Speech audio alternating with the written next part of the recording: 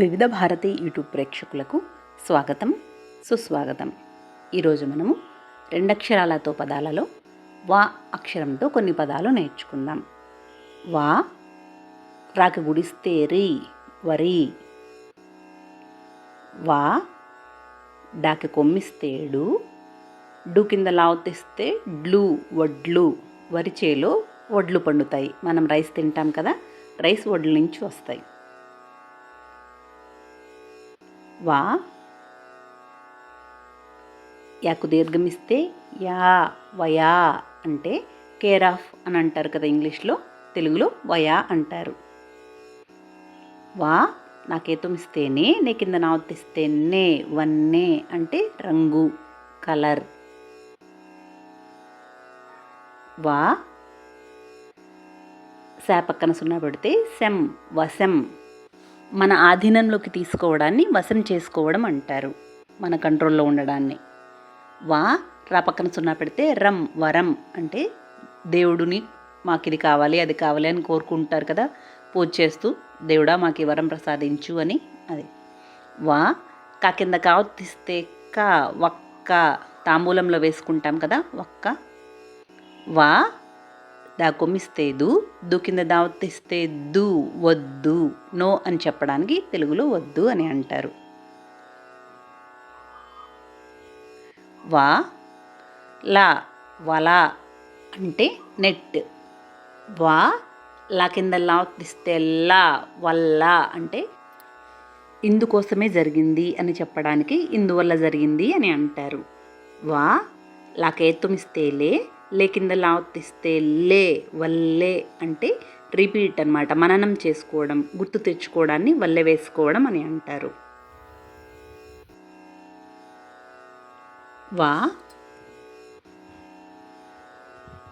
డాకి గుడిస్తే D వడి అంటే త్వరగా అని అర్థం, వడివడిగా అంటారు ఫాస్ట్గా నడవడాన్ని. వా చాకుమిస్తే చూ, చూ కింద చావతిస్తే చూ వచ్చు. ఏదైనా పనిని మనం చేయగలిగితే ఇది నాకు వచ్చు, నేను చేయగలను అనేదానికి ఈ పదం వాడుతూ ఉంటారు. వా దా కింద దావతిస్తే దా వద్ద అంటే నియర్, మన దగ్గర అని అంటానికి వద్ద అంటారు. వా ధ వధ అంటే చంపడాన్ని వధ అంటారు.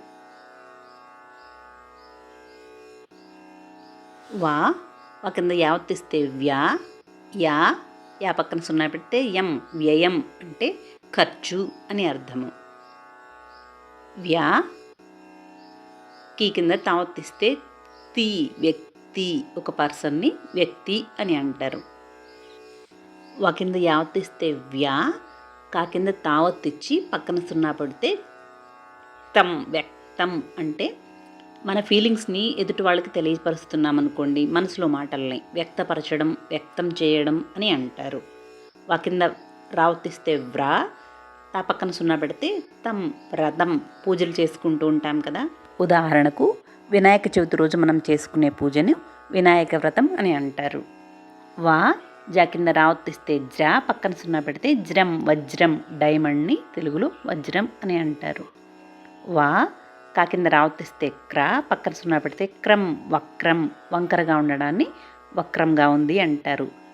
వినాయకుడిని వక్రతుండ మహాకాయ అని అంటూ ఉంటారు కదా, వినాయకుడి తుండం వంకరగా ఉంటుంది అందుకని అలా అంటారు. మంచిగా ఆలోచించకుండా చెడు ఆలోచనలు చేస్తే వక్రబుద్ధి అని అంటారు. వా డీకి పొల్లిస్తే డి, డి కింద డావతిస్తే డి వడ్డీ అంటే ఇంట్రెస్ట్ అన్నమాట.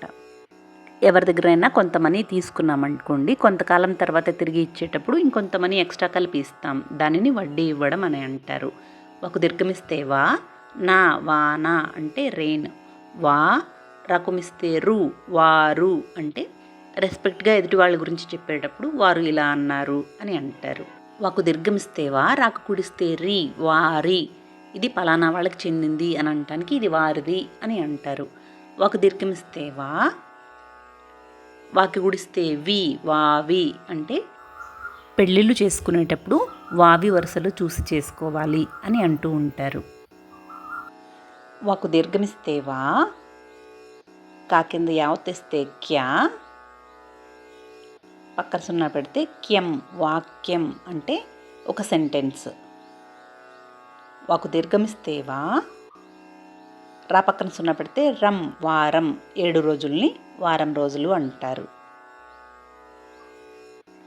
వాకు దీర్ఘమిస్తే వా, తా పక్కన సున్నా పెడితే తం, వాతం. అంటే హెల్త్ ప్రాబ్లం అన్నమాట. వాతం ఎక్కువైతే బాడీ పెయిన్స్ వస్తాయి, ఒళ్ళు నొప్పులు ఎక్కువ అవుతాయి, కీళ్ళు నొప్పులు వస్తాయి. వాకు దీర్ఘమిస్తే వా, కా కొమ్మిస్తే కు కింద కావత్తిస్తే కు, వాక్కు. మాట్లాడడాన్ని వాక్కు అంటారు. వాకు దీర్ఘమిస్తే వా, డాకి గుడిస్తే డి, వాడి. అంటే మన ఫ్రెండ్స్ని అయితే ఇది పలానా వాళ్ళది అని చెప్పుకోవడానికి ఇది వాడిది అని అంటారు. అలాగే చాలా షార్ప్గా ఉంది అని అంటానికి కూడా వాడిగా ఉంది అంటారు. వాకు దీర్ఘమిస్తే వా, గా కొమ్మిస్తే గు, వాగు. అంటే అవసరానికి మించి ఎక్కువగా మాట్లాడితే ఎక్కువగా వాగుతున్నారు అని అంటారు. అలాగే బాగా వర్షాలు పడ్డప్పుడు సముద్రంలోకి నీరు పోతూ ఉంటుంది కదా, అవి వాగుల ద్వారా వెళతాయి. పెద్ద కాలువను వాగు అని అంటారు. వాకు దీర్ఘమిస్తే వా, డా కొమ్మిస్తే డు, వాడు. ఫ్రెండ్ని వాడు అని పిలుస్తాము. పెద్దవాళ్ళనైతే రెస్పెక్ట్గా పిలవడానికి వారు అని అంటారు. వాకు దీర్ఘమిస్తే వా, తా, వాత. బాగా వేడిగా ఉన్నది ఏదైనా మన చర్మానికి తగిలితే కాలిపోతూ ఉంటుంది కదా, దాన్ని వాత అని అంటారు. వాకు దీర్ఘమిస్తే వా, టాకు దీర్ఘమిస్తే టా, వాట. అంటే భాగము, ఇంగ్లీష్లో షేర్ అని అంటారు. వాకు దీర్ఘమిస్తే వా, లాకు గుడిస్తే లీ, వాలి. అంటే స్ట్రైట్గా ఉండవలసింది ఏదైనా స్ట్రైట్గా నిలబడకుండా పక్కకి వంగిపోయిందనుకోండి, దానిని వాలిపోవడం అని అంటారు. వాకు దీర్ఘమిస్తే వా, మా కొమ్మిస్తే ము, వాము. అంటే పశువులు తినడానికి మేతను నిల్వ పెడుతూ ఉంటారు కదా, వాటిని గడ్డివాములు అని అంటారు. వాకు దీర్ఘమిస్తే వా, లా కొమ్మిస్తే లు, వాలు. అనుకూలము, వీలుగా ఉండడాన్ని వాలు అంటారు. కంఫర్ట్ అంటారు కదా ఇంగ్లీష్లో. వాకు దీర్ఘమిస్తే వా, పా కొమ్మిస్తే పు, వాపు. అంటే దెబ్బ తగిలినప్పుడు స్వెల్లింగ్ వస్తుంది కదా, దానిని వాపు అంటారు. వాకు దీర్ఘమిస్తే వా, లా కొమ్మిస్తే లు కింద చావతీస్తే ల్చు, వాల్చు. బాగా అలసిపోయిన తర్వాత పడుకుంటారు కదా, దానిని నడుము వాల్చడం అంటారు. అలాగే మంచాన్ని మామూలుగా కూర్చోడానికి వీలుగా వేయమనడానికి మంచం వాల్చు అంటారు. వాకు కింద యావత్తిస్తే వ్యా, జా కింద యావత్తిచ్చి పక్కన సున్నా పెడితే జ్యం, వ్యాజ్యం. అంటే కోర్టులో ఏవైనా గొడవలు ఉన్నప్పుడు కేసు పెడుతూ ఉంటారు కదా, వాటిని వ్యాజ్యం అంటారు. వాకు కింద యావత్తిస్తే వ్యా, పీ కింద తావత్తిస్తే తి, వ్యాప్తి. అంటే స్ప్రెడ్. ఏదైనా ఒక విషయం అందరికీ తెలియడాన్ని వ్యాప్తి చెందడం అని అంటారు. వాకు దీర్ఘమిస్తే వా, వా కింద యావత్తిస్తే వ్యా, ధాకి గుడిస్తే ధీ, వ్యాధి. అంటే జబ్బు. ఇంగ్లీష్లో ఇల్నెస్ అంటారు కదా, హెల్త్ ప్రాబ్లమ్ని వ్యాధి అంటారు. వాకి గుడిస్తే వి, ధాకి గుడిస్తే ధీ, విధి. అంటే ఫేట్. వాకి గుడిస్తే వి, తాకి కొమ్మిస్తే తూ కింద తావత్తిస్తే తు, విత్తు. అంటే ఒక్క గింజను విత్తు అంటారు. అలాగే వ్యవసాయం చేసేటప్పుడు మనుషులతో కాకుండా ఎద్దులతో కానీ ట్రాక్టర్తో కానీ గింజలు పొలమంతా నాటడాన్ని విత్తడం అంటారు. వాకి గుడిస్తేవి తాకిన తావత్తిచ్చి పక్కన సున్నా పెడితే తం, విత్తం. అంటే పెట్టుబడి, ఇన్వెస్ట్మెంట్ అంటారు కదా ఇంగ్లీష్లో. వాకి గుడిస్తేవి యా కింద యావత్తిచ్చి పక్కన సున్నా పెడితే ఎం, వియ్యం. అంటే వివాహ సంబంధం ఏర్పరచుకోవడాన్ని వియ్యం అందుకోవడం అని అంటారు.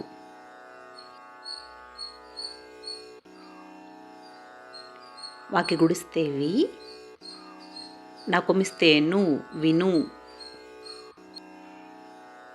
వాకి గుడిస్తేవి, రాకి గుడిస్తే రి, విరి. అంటే పువ్వు. వాకి గుడిస్తేవి, చాకి కొమ్మిస్తే చు కింద చావత్తిస్తే చు, విచ్చు. అంటే మొగ్గ పువ్వుగా మారుతుంది కదా, విచ్చుకోవడం అని అంటారు ఆ ప్రాసెస్ను. వాకి గుడిస్తేవి, పా కొమ్మిస్తే పూ కింద పావత్తిస్తే పూ, విప్పు. అంటే బట్టలను తీసివేయడాన్ని విప్పు అంటారు. అలాగే పొడుపు కథ వేసి సమాధానం చెప్పమని అడగడానికి కూడా పొడుపు కథ వేస్తాను, విప్పుతావా అని అంటారు. వాకి గుడిస్తేవి, దా కింద యావత్తిస్తే ద్య, విద్య. అంటే చదువు. ఏదైనా ఒక పనిని చేయడం నేర్చుకోవడాన్ని విద్య అని అంటారు. కోటి విద్యలు కూటి కొరకే అని అంటారు కదా. వాకి గుడిస్తేవి ధా పక్కన సున్నా పెడితే ధం, విధం అంటే ప్రాసెస్. రీతి అని అంటారు కదా, ఏ రకంగా అని అంటానికి కూడా విధం అని అంటారు. వాకి గుడిస్తేవి వి పక్కన సున్నా పెడితే విం, త వింత నార్మల్గా కాకుండా డిఫరెంట్గా ఉండేదాన్ని వింత అని అంటారు. వాకి గుడిస్తేవి ఈ పక్కన సున్నా పెడితే విం, డా కొమ్మిస్తే దు విందు, ట్రీట్ ఇవ్వడాన్ని విందు ఇవ్వడం అని అంటారు. అలాగే పంచభక్ష పరమాన్నాలతో భోజనాలు పెట్టడాన్ని విందు అని అంటారు. వీకి పొల్లిస్తేవి నా వీణ మ్యూజికల్ ఇన్స్ట్రుమెంట్. వీకి పొల్లిస్తేవి రాకి కొమ్మిస్తేరు వీరు, ఎదుటి వాళ్లకు ఇంకొక పర్సన్ గురించి చెప్పేటప్పుడు రెస్పెక్ట్ఫుల్గా వీరు అని అంటారు. మన దగ్గరగా ఉన్న వారిని వీరు అంటారు, దూరంగా ఉన్న వారిని వారు అని అంటారు. వీకి పొల్లిస్తేవి లా కొమ్మిస్తేలు వీలు అంటే కుదిరితే అని అర్థం వస్తుంది. మీకు గనక వీలైతే ఈ పని చేయండి అని అడుగుతారు. వీకి పొల్లిస్తేవి గా కొమ్మిస్తే గు వీగు అంటే అధికారంతో అహంకారంతో చేసే పనులను విర్రవీగుతూ చేస్తున్నారు అని అంటారు. వీకి పొల్లిస్తేవి ధాకి గుడిస్తే ధీ వీధి అంటే స్ట్రీట్. వీకి పొల్లిస్తేవి డాకి కొమ్మిస్తే డు వీడు. మనతో పాటు ఉన్న మన ఫ్రెండ్ని తెలియని ఎదుటి వాళ్లకు పరిచయం చేసేటప్పుడు వీడు నా ఫ్రెండ్ అని చెప్తాము. వీకి పొల్లిస్తేవి డాకి గుడిస్తే డి వీడి అంటే వదిలి వెళ్ళడం. అలాగే ఈ వస్తువు మా ఫ్రెండ్కి చెందింది అని చెప్పుకోవడానికి ఇది వీడిది అని చెప్తాము. వీకి పొల్లిస్తేవి సాకు దీర్ఘమిస్తే సా వీసా. ఫారిన్ కంట్రీస్కి వెళ్ళేటప్పుడు వీసా అవసరమవుతుంది. వీకి పొల్లిస్తేవి పాకి కొమ్మిస్తే పు వీపు అంటే బ్యాక్ పార్ట్, శరీరంలోని వెనక భాగాన్ని వీపు అంటారు. వీకి పొల్లిస్తేవి శా పక్కన సున్నా పెడితే సెం వీసెం అంటే సుమారు ఒక 350 గ్రాముల బరువును వీసెం అంటారు. వాకి వృత్తం ఇస్తే వృ, దీకి ధావత్తిస్తే ధీ వృద్ధి అంటే గ్రోత్ ఎదుగుదల. వాకి వృత్తం ఇస్తే వృ, వృ పక్కన సున్నా పెడితే వృం, ద వృంద అంటే తులసి ఆకు. వాకి వృత్తం ఇస్తే వృ, తాకి గుడిస్తే తి, తి కింద తావత్తిస్తే తి వృత్తి ప్రొఫెషన్. ఏదైనా ఒక పనిని జీవనాధారంగా ఎంచుకుని చేయడాన్ని వృత్తి అని అంటారు. వాకి వృత్తం ఇస్తే వృ, ధాకి దీర్ఘమిస్తే ధా వృధా అంటే అవసరానికి మించి వాడడాన్ని వృధా చేయడం అని అంటారు. వాకి వృత్తం ఇస్తే వృ, తా కింద తావత్తిస్తే త, పక్కన సున్నా పెడితే తం వృత్తం అంటే సర్కిల్ రౌండ్ షేప్ని వృత్తం అంటారు. వాకు ఏతం ఇస్తే వే, లా వెల అంటే ఖరీదు కాస్ట్ అంటారు ఇంగ్లీష్లో. వాకు ఏతం ఇస్తే వే, నా కింద నా ఒత్తిస్తే నా వెన్న.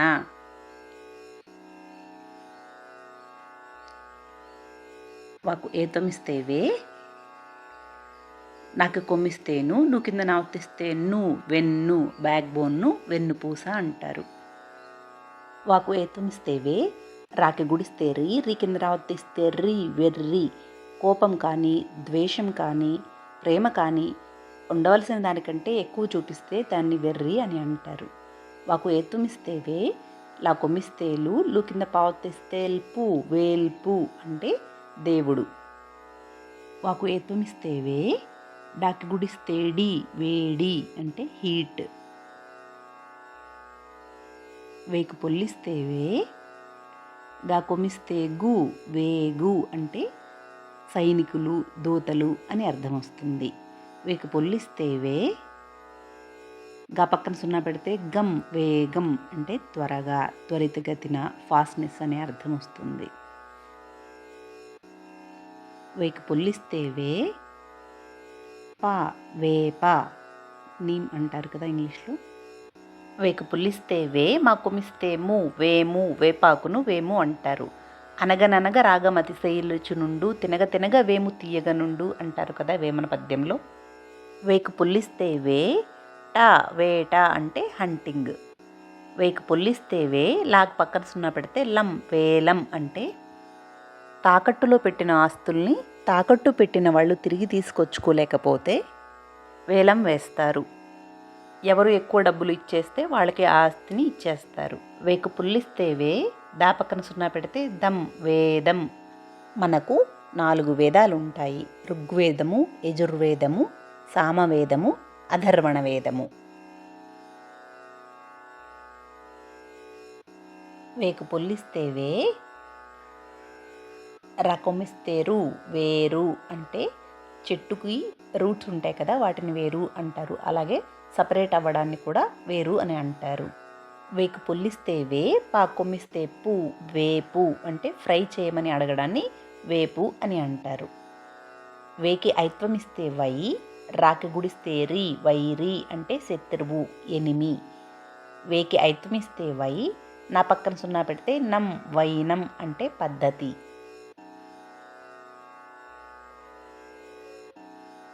వేకి ఐత్వం ఇస్తే వై రాకి కొమ్మిస్తే రు వైరు.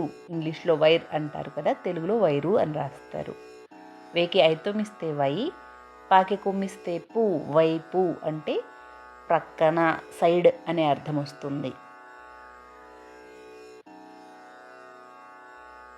వా పక్కన సున్నా పెడితే వం తాకి కొమ్మిస్తే తు వంతు అంటే టర్న్. వా పక్కన సున్నా పెడితే వం పాకి కొమ్మిస్తే పు వంపు. పారబోసేమని చెప్పడానికి వంపు అని అంటారు. అలాగే వంకరగా ఉన్నదాన్ని వంపుగా ఉంది అని అంటారు. వా పక్కన సున్నా పెడితే వం క వంక. ఎదుటి వాళ్ళలో ఉన్న లోపాలను ఎత్తి చూపడాన్ని వంకలు పెట్టడం అని అంటారు. చేసే పనిలో తప్పులంచడాన్ని కూడా వంక పెట్టడం అని అంటారు. వా పక్కన సున్నా పెడితే వం డా కొమ్మిస్తే డు వండు అంటే కుకింగ్. వా పక్కన సున్నా పెడితే వం చాకి కొమ్మిస్తే చు వంచు బెండ్ చేయమని అడగడాన్ని వంచు అని అంటారు. వా పక్కన సున్నా పెడితే వం కాకి ఏ తొమ్మిస్తే కే వంకే. షర్ట్స్ తగిలించడానికి గోడకి హ్యాంగర్ని కొడతారు కదా, దానిని వంకే అంటారు. సర్వే జనా సుఖినో భవంతు, లోకా సమస్తా సుఖినో భవంతు. ఓం శాంతి శాంతి శాంతి.